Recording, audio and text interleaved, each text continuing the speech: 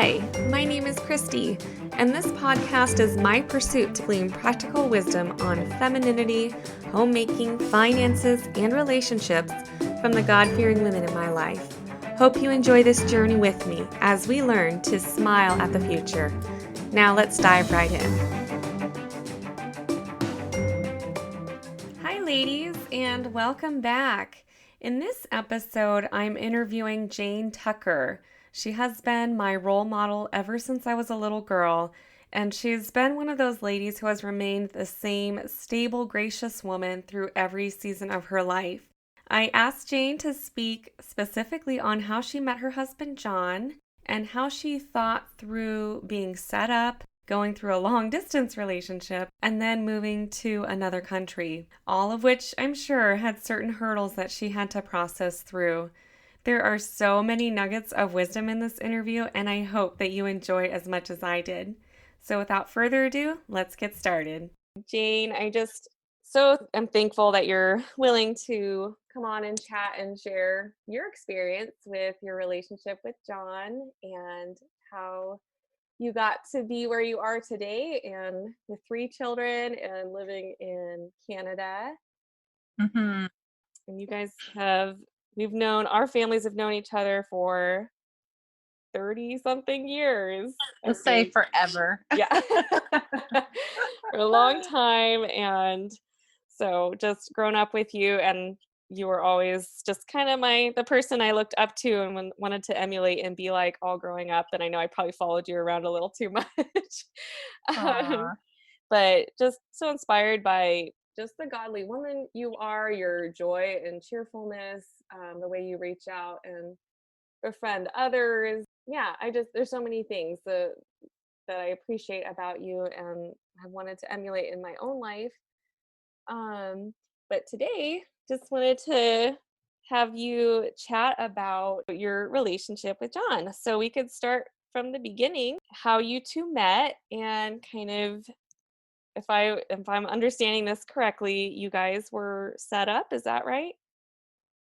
Yeah. So I just had a little chuckle when you said, you can tell us how you ended up where you are, Oh. because it's so funny, because when you're single, it can seem like yesterday is the same as today, is the same as tomorrow. And then, like, all of a sudden, when God starts moving towards marriage and family, it's like you wake up and you're like, where did the last 5 years go? It just goes so fast once, the children come and all of that. And so, yeah, I am in Canada, and we're in British Columbia, about 4.5 hours from Vancouver, kind of the same distance from Seattle in the Okanagan Valley. And I was originally from the Simi Valley, California area. And yeah, I just have known the Roses since my childhood. And Christy, it was always such a joy to have you as a friend. And yeah, I just really have admired you as a woman too. And now when I think back when I was in your shoes, I just feel like there's so much grace and wisdom that you're walking through this season in, that I just want to encourage you in that. Thank you. But yeah, so I was 30, I believe, when I first was told about John. So I had lots of years as a single woman, and had gotten to know other guys, and it just was never something where I use this word felt, because I think in dating relationships there is a feeling part of it that we have to include, but just never felt like I could marry any of the great guys that I had gotten to know. And so just was trusting the Lord that he would make it clear, and that I would feel that I could marry the right guy. And so I was set up. So John had lived in Australia for 10 years. And when he was there, he was teaching Sunday school at his church, where he was serving as an elder. And a missionary family from Papua New Guinea, kind of got stranded there on Gold Coast, Australia, because their visa needed processing. And they were a really awesome family with 10 kids, and their kids ended up in John's Sunday school class. John loves the ocean, and he was a diver there and in the shark exhibit at SeaWorld Australia. And so he had a shark tooth. I'm hoping I'm getting these details right. He had like a shark tooth in Sunday school. I'm really curious how this is going to tie in. I'm not sure how this is related to a Bible story, but the little boy from this family was there like, oh my word, that's so cool. You got to show my dad. So John got connected with their family through this, and the dad of that family became like a spiritual father to John because God saved John out of a non-Christian family. So they took him under their wing. He became Uncle John, and through them, John just grew so much in his understanding of a lot of foundational doctrines and of even what it looked like to be a Christian family and all of that. So getting somewhere with this. Okay. Okay, so that little guy, Nate, grew up and eventually found his way out to Simi Valley. And he was checking out Bible school in Simi Valley, living with a family at the church that I grew up at. And he got matchmaking with the mom of the family he was living with. And she's like, I'm trying to find a husband for this girl right here in this picture. So Nate's like, oh, I think I have somebody. So the mom, Kirsten, she told my sister that they had someone to set me up with. And my sister, busy with little kids, conveniently forgot about him for a month.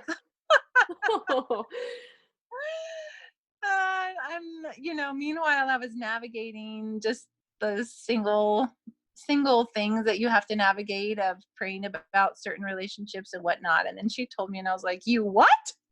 You forgot? You forgot about my husband? The biggest detail of my life. I know. So she said, would it be okay if they told him about you? And I did what any girl in my position would do, right? We did a little Facebook stalking. Okay.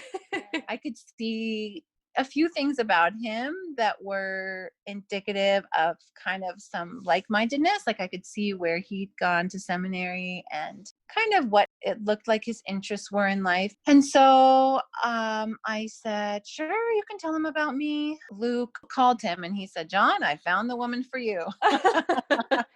Now, at this time, John was around 40 years old. So he was 41. He's 11 years older than I am. And so he had been told that a time or two, like this being set up thing was not new to him. He actually had been just getting to know someone for like, maybe they'd gone out to coffee twice. So he's like, well, I'm going to have to pray about this and see. So he prayed about it and decided that the relationship that he had just started to get to know somebody, that wasn't going to be what God had for him. And so, yeah, that is kind of how it all started. And from there, he wanted to introduce himself to my dad. Very smart move. And my dad said, okay, what do you think? Should I, do you want to talk to him? And I was like, sure. So then we had a phone conversation. Sounds like you were against it and you were open to people you trusted. And well, what was funny was that I barely knew Nate, actually. I knew Kirsten, the mom who talked to him, but I didn't really know Nate. And so there was some apprehension I felt that this guy didn't really know me. And so there's some vulnerability there that maybe I wasn't who he thought I was. And then also just some apprehension that maybe Nate and I wouldn't have the same values in what mattered in a guy. And then John had all kinds of questions for Nate about me that Nate didn't know the answers to. So I went on a proxy date with Nate. Oh, that's hilarious. That was a really funny thing. He took me out to coffee and dated me for John. That is so funny. So he just asked me basically my testimony and some questions about biblical womanhood and things like that, and then reported back to John. So it was a very wild ride for a little while there. Now, John looks so young. I didn't realize that you guys had an age difference. Was that something that you considered as well, or? Yeah, well, I would say that I did have to think through it a little bit, as well as the fact that he was from a different country. And there's things about every relationship that you accept. And I was just talking with a friend today who is actually from India, living here in Canada. And so she's going through a proposal process where her parents have had a marriage proposal, and now she's meeting the guy and just talking about, she hasn't met the guy. He's on the other end of the country here. He's not in India, but he's here. And so she's going through this process right now, and it's bringing back so many memories. And we were just talking about how with each human, there's some things that you accept, some things that come along and you have the grace from God to accept them or not. And so I had some well-meaning friends who questioned me on marrying somebody older than I was by that much. And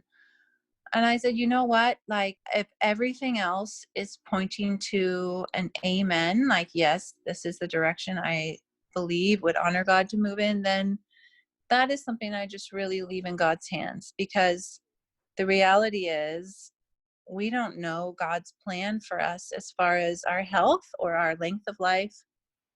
And there's so many young, healthy people who take a sudden turn, and we couldn't have planned on that, right? So that is something that God's sovereignty, I could get hit by a car tomorrow or get cancer or any number of things. And so far, he's been the healthy one.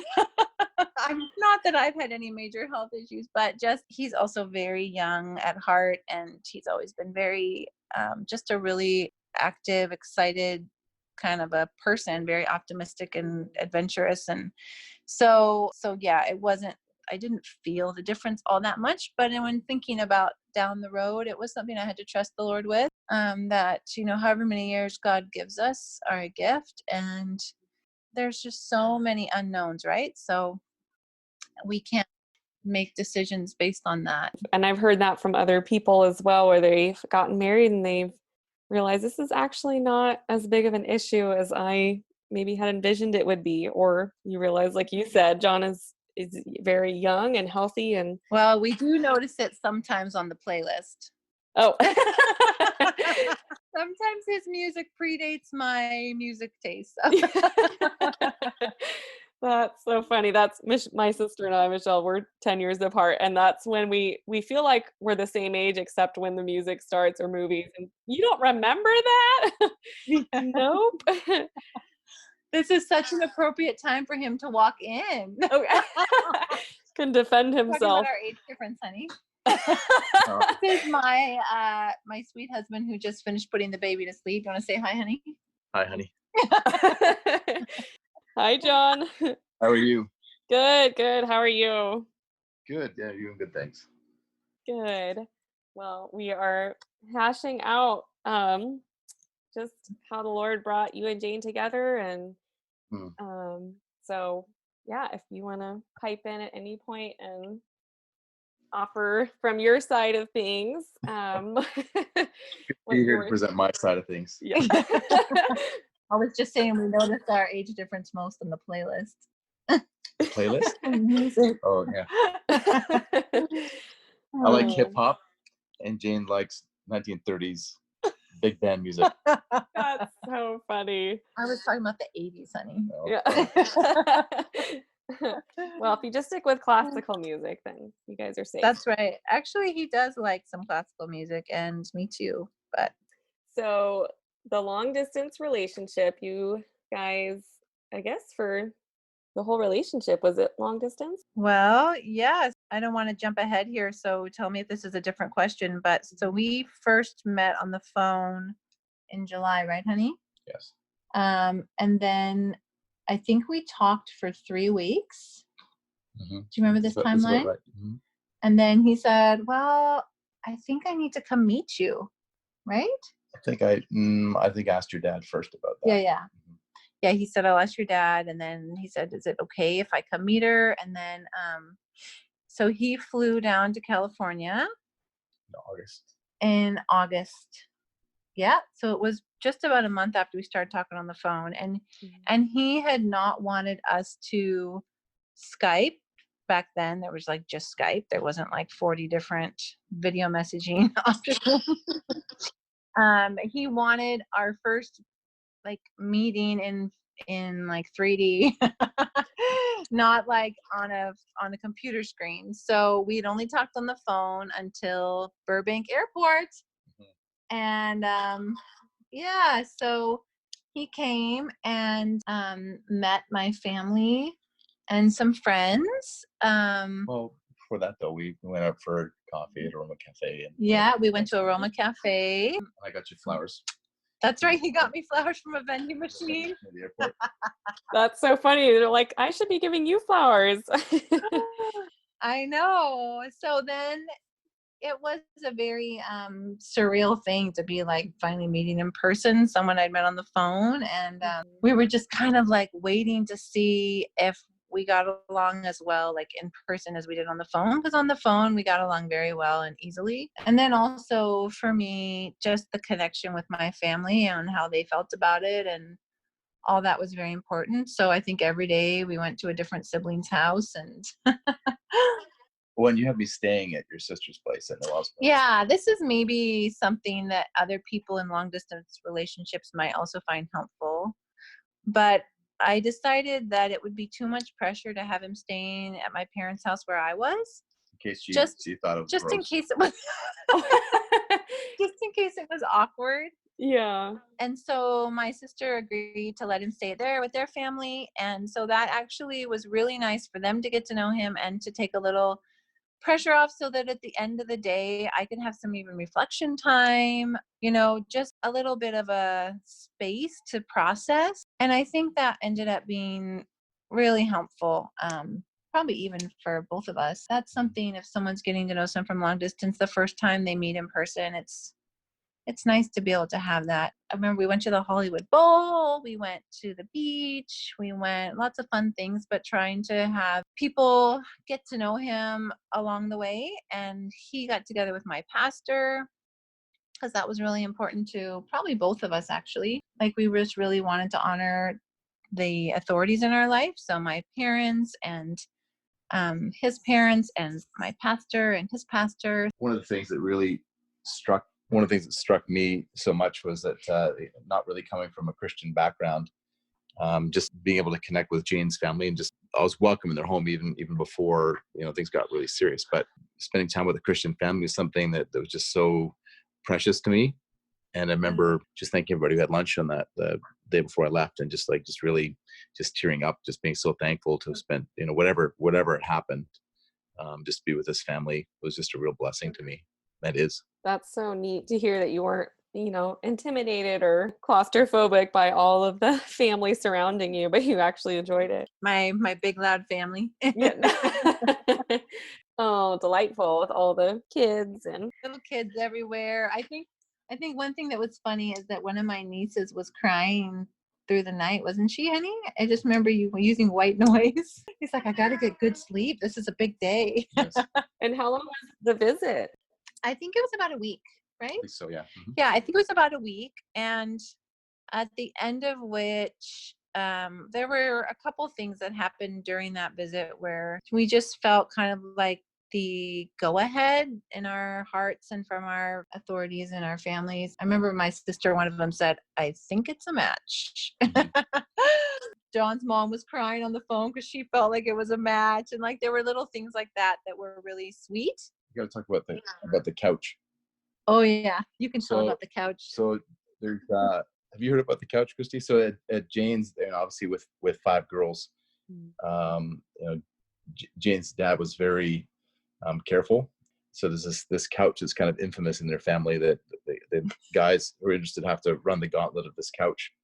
What? And so yeah, so you go and he said, well, I knew there was gonna have a big talk with Jane's dad. And so he said, well, no, we could do it here in the kitchen. It's like, no, I want the couch. I want the full deal. And so we went in the spare room, and he sat on a chair, sat on the couch, and he really grilled me. He asked me some really excellent questions and some really probing questions, about my past and about my present, about morality and things like that. And it was just really, I was thankful for his care for his daughter, and asking me those hard questions. And he was in tears. I was in tears. It was really a precious moment. That's really neat. And I think if he were the wrong guy, that probably wouldn't have gone so well. But just Mr. Guy is an intimidating man.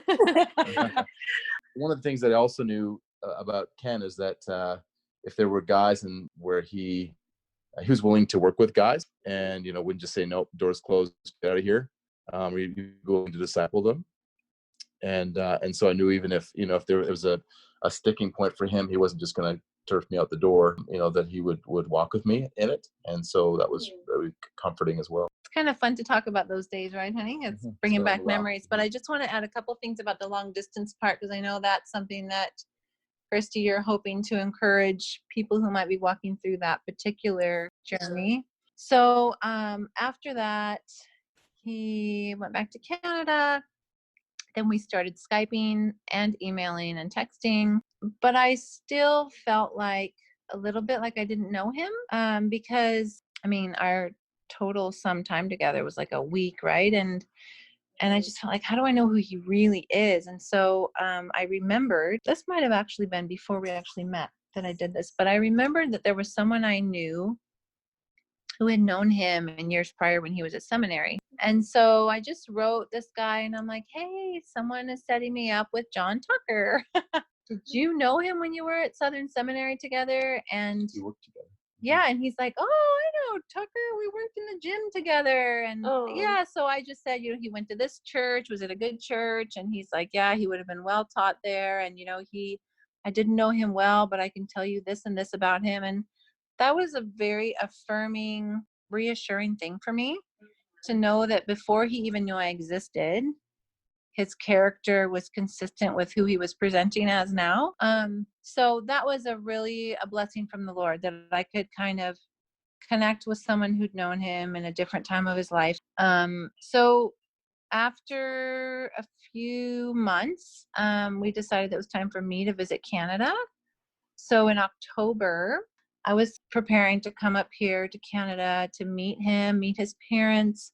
I wanted to see him in his environment, see how he treated his mom, see how he treated his dad. He was already a pastor of a church. I wanted to get to know that a little bit. And my parents were giving, their blessing and approval and everything along the way, but they were still they had some of the same things of wondering, how do we know this guy is who he says he is? And so I just said, you know what, Mom, come with me. Just come with me to Canada and see for yourself. That will be so good for you. So she did.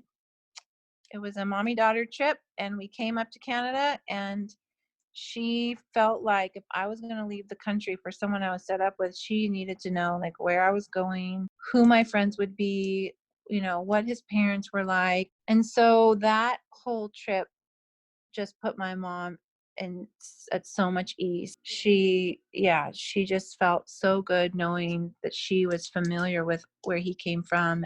And it was nice for me too. Yeah, go ahead. Oh, no, I was just going to say that's so gracious of you, because probably most women would kind of cringe at having their mom, be part of that experience. I feel like there's so many parallels to Michelle, my sister, and her husband, Carlin.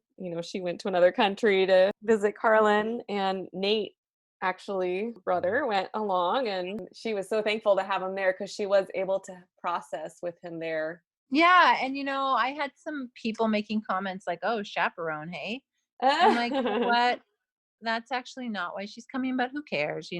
People will say what people will say. And Can I add something? It was actually really, wasn't feeling it was going to cramp my style either. It was actually a comfort to me as well, knowing that, Jane's view of her parents and the way that she responded to her parents, and seeing their authority, the fact that she's just so eager to honor them in her decision making and involve them in the process, and not to rebel against that authority, helped me to see that she really, what she desired, as far as understanding roles within the marriage. And so it was a real bonus for me to see that as well. Plus my mom picked up a marriage magazine. So we were driving on their way back. They were driving flying out of Seattle. We went to visit my mentor and his family. They live in Washington. And we went to stay with them. And when they got out of the car, I saw there was a marriage magazine in the back seat that her mom had picked up. I'm golden. What peace of mind. So that was having a family member, like you said, when Michelle went to Africa, to have Nate there, and to have my mom there, and have my mom be able to come home and say to my dad, like, okay, I feel comfortable now about this. Not to say that there weren't things to work through along the way. I come from a homeschooled Christian family. My dad got saved when I was around, well, I was still a little girl, but I'm one of the younger kids. So he'd gotten saved partway through our childhood, but we'd been grown up very Christian conservative family. I read Little House on the Prairie and, that kind of thing. And John had a very different background. Yeah, I lived I got saved at the age of 23, but I lived a very wild life. I just pursued immorality most of my life, and I didn't even hear the gospel until I was 23, and that's when I got saved. So, so very just radically different backgrounds. So he wanted to be very upfront with my parents about all of that. So he told them his past and what his life had been like and all that, and then kind of left it up to them whether or not that was a deal breaker. And so, yeah, we had to work through a few things like that, which was actually hard from a distance because there's gaps of silence and processing and stuff like that. So I think that maybe would have been easier if we lived in the same city. There were also very sweet things that came out of that. And God's grace was just really evident yeah, from her parents. I mean, they could have, at any point, they could have just shut the door and said no, but they just offered grace. Jane offered grace. And I really didn't want there to be anything, any secrets. I just wanted to be all on the table. So it was just really, God just really blessed that whole process. Mm-hmm. I know you're eager to hear the rest of this story between Jane and John, and I want to invite you back next week to hear the concluding thoughts. Jane's going to share a little bit more about the positives of being in a long-distance relationship, how she adapted to moving to another country, the role of attraction in their relationship, and also the one thing that they did that helped them get to know each other better during their relationship. Lots more wisdom coming up next week, and I hope you can join us.